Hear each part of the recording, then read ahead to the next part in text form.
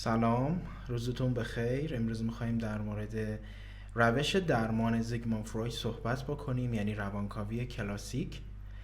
این روش درمان مثل تمام روش‌های درمانی دیگر، مثل تمام رویکردها، یک سری پیش‌فرض‌ها داره که این پیش‌فرض‌ها رو با هم دیگه مرور میکنیم و برخیش رو به تفصیل در موردشون صحبت میکنیم.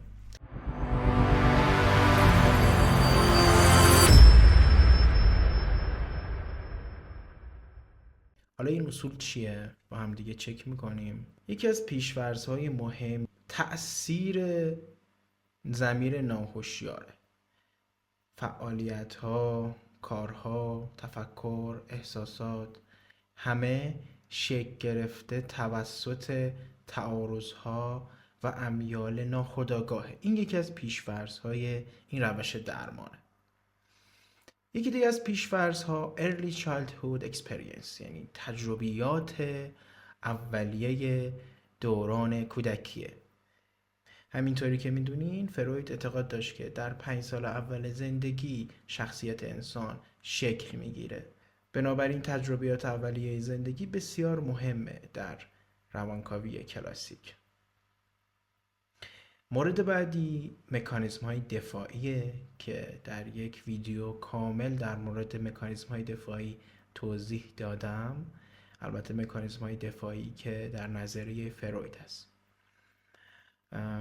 مورد بعدی ساختار ذهن که همون داستان ایگو و سوپر ایگو هست، داستان کوه یخ و در واقع استانداردهای اخلاقی، اصل واقعیت و اصل لذت و تعاملی که این سه بخش با هم دیگه دارن در روانکاوی کلاسیک مورد توجهه.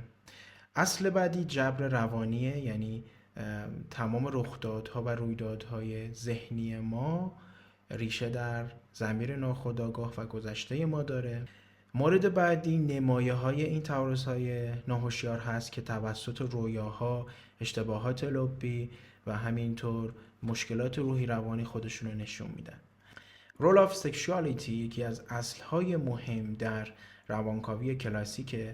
فعالیت جنسی، سایق جنسی یا همون لیبیدو پشت پرده تمام رفتارها و تعارضهای سیستم روان شناخته میشه.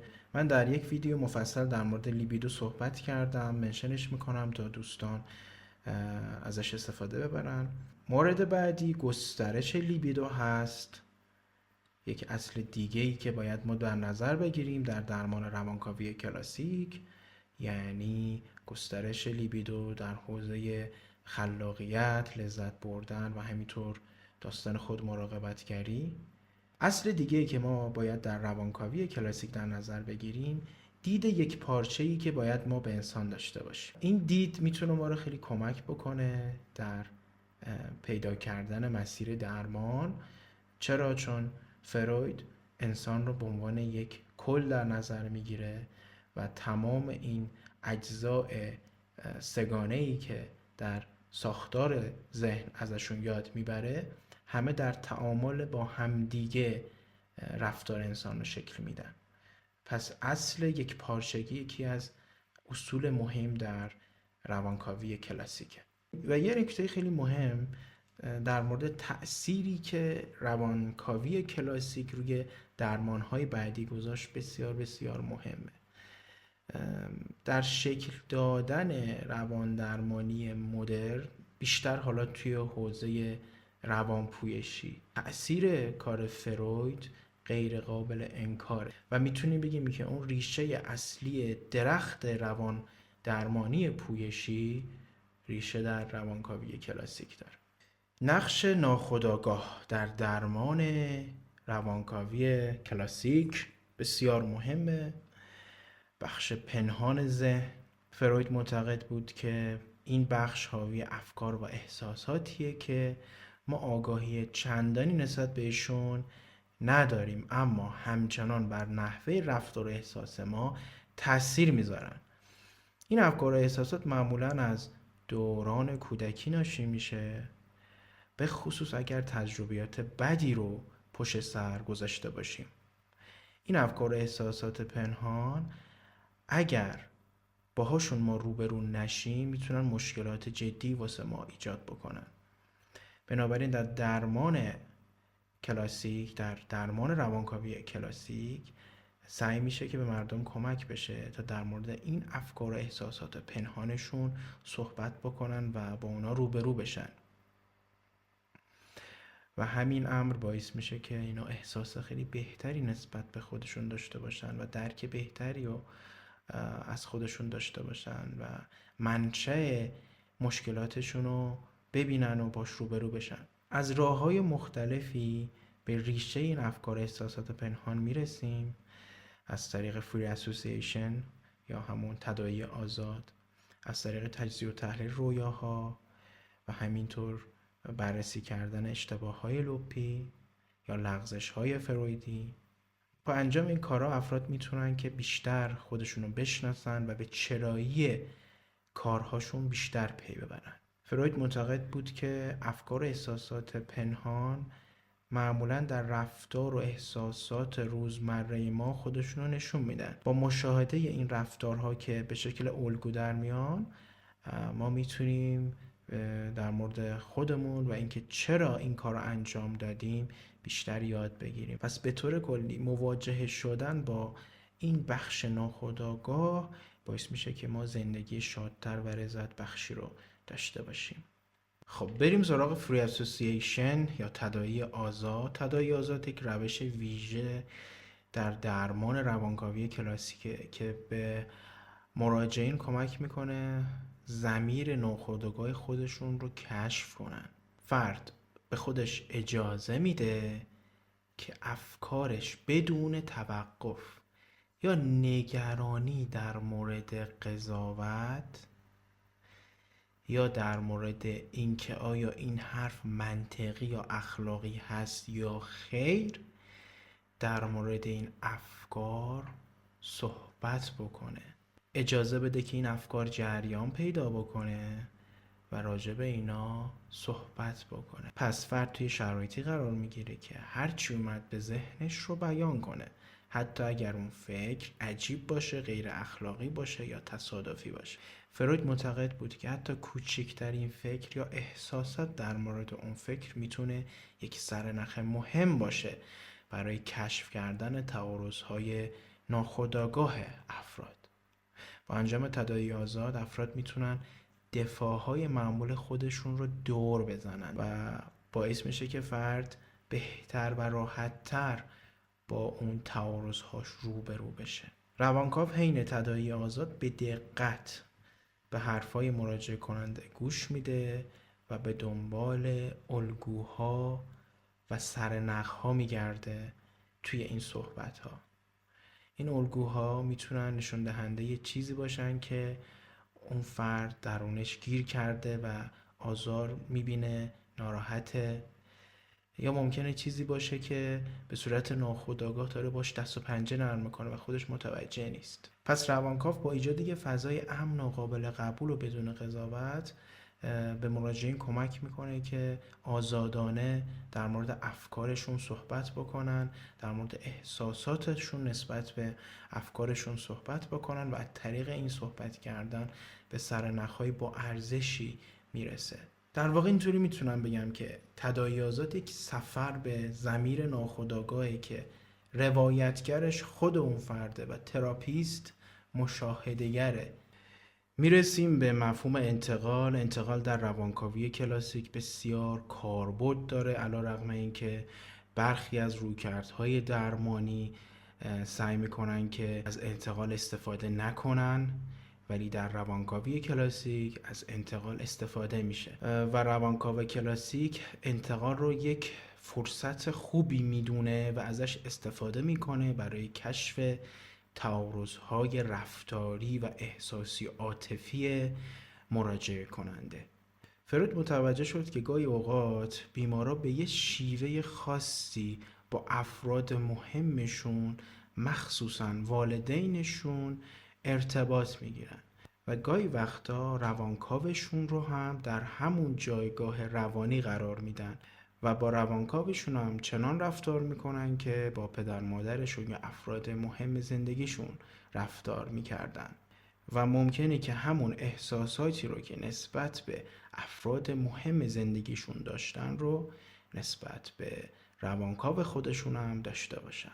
برای مثال اگه شخصی با مادرش رابطه نزدیکی رو داشته، ممکنه که این نزدیکی رو مشابهاً با درمانگر خودش هم احساس کنه. یا اگر رابطه بدی رو با پدرش داشته، ممکنه که نسبت به درمانگر حس خشم رو داشته باشه. پس این احساسات و الگوهای رفتاری ممکنه که بر نحوه ارتباط با روانکاو تاثیر بذاره. باز پخش شدن یک سری الگوهای قدیمی در موقعیت‌های مشابه و جدید. پس وقتی این اتفاق میفته بهش میگیم انتقال. انتقال به روانکاو کمک میکنه تا یه نگاه اجمالی به گذشته رفتاری اون مراجعه کننده داشته باشه و کمک میکنه تا احساسات و کشمکش‌های درونی اون فرد رو بیشتر درک بکنه. دقت روانکاو روی این که مراجعه کننده چجوری داره تراپیستش رو میبینه باعث میشه که خیلی سریع‌تر و بهتر تعارض‌های پنهان مراجعش رو کشف بکنه. فروید معتقد بود که استفاده از انتقال میتونه به رشد و بهبود عاطفی بیماراش خیلی کمک بکنه. گاهی وقتا انتقال باعث میشه که مراجعه کننده بیش از حد از درمانگرش انتظار داشته باشه یا اونو یه فرد کاملی ببینه که این میتونه خیلی مشکل ایجاد بکنه. روانکاو باید خیلی مراقب این قضیه باشه و حد و مرزها رو تعیین بکنه تا درمان متمرکزتر و مفیدتر پیش بره. به طور کلی انتقال به مراجعین کمک میکنه تا بیشتر درباره خودشون یاد بگیرن و از نظر عاطفی نسبت به خودشون و نسبت به افراد مهم زندگیشون احساس بهتری داشته باشن. این بخش مهمی از درمانه که منجر به رضایت بیشتر در مسیر رشد میشه. میریم سراغ تجزیه و تحلیل رویا. تفسیر رویا بخش مهمی از درمان فرویده که به ما کمک میکنه افکار و احساسات پنهان خودمون رو بیشتر درک بکنیم. در واقع یک جمله معروفی داره زیگموند فروید که میگه رویا شاهراه ورود به ضمیر ناخودآگاه است. شاهراه یعنی در واقع بزرگترین راهی که ما میتونیم به ضمیر ناهوشیارمون برسیم تفسیر رویاهامون هست، تفسیر اون خوابهایی که میبینیم. فروید معتقد بود که رویاها تصادفی نیستن، اونا معانی عمیقی دارند و یک سری پیامهایی دارن که ما باید اونا رو ببینیم و درک بکنیم، باید پیداشون کنیم این پیامهای ناخودآگاه رو و چیزهایی که به ما نشون داده میشه توی رویا در بیداریمون متوجهشون نیستیم. فروید معتقد بود که خواب ما دو بخش داره، بخش محتوای آشکار و بخش محتوای نهفته. یعنی ما یه شکلی رو میبینیم اما این شکل یک معنایی درونش هست. محتوای آشکار مثل تصاویری که میبینیم، اتفاقهایی که میفته درون اون رویا، اما محتوای نهفته معنای پنهان پشت این تصاویر و رفتارها و اتفاقهایی که ما میبینیم توی خوابمون. فروید فکر میکرد که رویاها توسط چیزهایی شکل میگیره که ما از اونها آگاهی نداریم، مثل آرزوهای پنهانمون یا خاطرات فراموش شده و مشکلات حل نشده. روانکاو با تفسیر و تجزیه تحلیل این رویاها پی میبره که این رویاها چی دارن به ما میگن. فروید معتقد بود که برخی از نمادها و مضامین مثل مفهوم مرگ یا احساس قدرت توی رویاها بیشتر تظاهر پیدا میکنه. همینطور داستان مسائل جنسی. این نمادها معمولا برای هر یک از ما بسته به تجربیات و احساساتی که داریم میتونه معانی شخصی داشته باشه. با درک این معانی شخصی ما بیشتر خودمون رو میشناسیم و باعث میشه که به ریشه خیلی از تعارض هامون برسیم، یک بینشی نسبت به این تعارض ها پیدا میکنیم و همین کشف کردن باعث رشد عاطفیمون میشه. تفسیر رویا به ما قدرت درک بیشتر خودمون رو میده، همینطور باعث افزایش کیفیت زندگیمون در فضای واقعی تر میشه. میرسیم به اصل مقاومت در درمان روانکاوی کلاسیک که این مفهوم توی رویکردهای دیگه هم خیلی مورد استقبال قرار گرفته. مقاومت یک ایده اصلی توی روان درمانی فرویدیه که مقاومت یک راه خیلی طبیعیه برای افراد تا از مواجه شدن با چیزهای دردناک یا ترسناک در ضمیر ناخودآگاهشون اجتناب کنن و یه جوری خودشون رو محافظت کنن از این روبرو شدن. اساساً این راهیه که مردم از برخورد با چیزهایی که باعث ناراحتیشون میشه اجتناب میکنن، پس هیچ چیز کاملا طبیعیه. این مقاومت میتونه به روش‌ها و شکل‌های مختلفی باشه. مثلا ممکنه که مراجعه کننده وسط جلسه سکوت کنه، حرف نزنه یا در مورد مشکلش حرف نزنه، در مورد یک موضوعات کم اهمیت تر حاشیه بره. یا ممکنه که یک سری احساس خشم پیدا کنه نسبت به تراپیستش یا اونو خیلی مورد سوالهای مختلف قرار بده، یا ممکنه که کار تراپیست رو بیارزش جلوه بده یا اونو خیلی سوال پیچ کنه یا در مورد روش درمانش هی انتقاد بکنه، یا خیلی دیر سر جلسه حاضر بشه یا جلساتش به تعویق بندازه. فروید مقاومت رو این مشکل بزرگ توی فرایند روانکاوی میدونه که از ریشه یابی مسائل و پیشرفت درمان جلوگیری میکنه. یکی دیگه از اصول کاربردی روانکاوی کلاسیک تجزیه و تحلیل و تفسیر مکانیزم های دفاعیه. من در مورد مکانیزم های دفاعی و انواع این مکانیزم های دفاعی در یک ویدیو صحبت کردم، اونو منشنش میکنم که در صورت نیاز اون رو هم مشاهده کنید. در درمان روانکاوی کلاسیک درک این مکانیزم‌های دفاعی خیلی مهمه و درمانگر به مراجعه کنندش کمک میکنه که این مکانیزم‌های دفاعی رو ببینه و متوجه بشه که چجوری این سازوکار باعث میشه که واقعیت‌ها رو نادیده بگیره یا اونا رو جور دیگه‌ای تفسیر بکنه. درک این مکانیزم‌های دفاعی خیلی مهمه. روانکاو به مراجعه کننده کمک میکنه که این مکانیزم‌های دفاعی رو هر کدومشو که داره درون خودش ببینه و اونا رو بیشتر بفهمه، بیشتر باشون روبرو بشه تا متوجه این موضوع بشه که چجوری بخشی از واقعیت‌ها رو فقط داره میبینه یا اصلا کل واقعیت رو جور دیگه‌ای تفسیر میکنه. با درک مکانیزم‌های دفاعی افراد میتونن دفاعهای ناسالم رو کنار بذارن و از نظر عاطفی رشد بهتری رو داشته باشن. میرسیم به تخلیه هیجانی. توی درمان روانکاوی کلاسیک خیلی مهمه که احساسات و هیجانات ایجاد شده تخلیه بشن. هیجانات و احساساتی که در لابلای تجربیات و خاطرات گذشته دفن شده. تخلیه هیجانی باعث میشه که فرد احساس خیلی بهتری و نسبت به اون خاطرات تلخ داشته باشه. توی درمان هدف اصلی کمک به مراجعینه که از نظر عاطفی خیلی احساس بهتری داشته باشن. در فضایی قرار میگیرن که با احساسات عمیق که ممکنه درون خودشون دفن کردن روبرو بشن و اونا بیشتر درکش بکنن و باش مواجه بشن، شده گریه بکنن، شده عصبانی بشن، شده ابراز تنفر بکنن و بعد از تخلیه هیجانی نسبت به اون موضوع احساس سبکتری کنن. با برخورد با این مسائل هیجانی حل نشده افراد میتونن تغییرات بزرگی درون خودشون ایجاد بکنن در نحوه تفکر احساسشون. فروید و روش درمانش خیلی تاثیر زیادی روی رویکردهای درمانی بعدی گذاشت.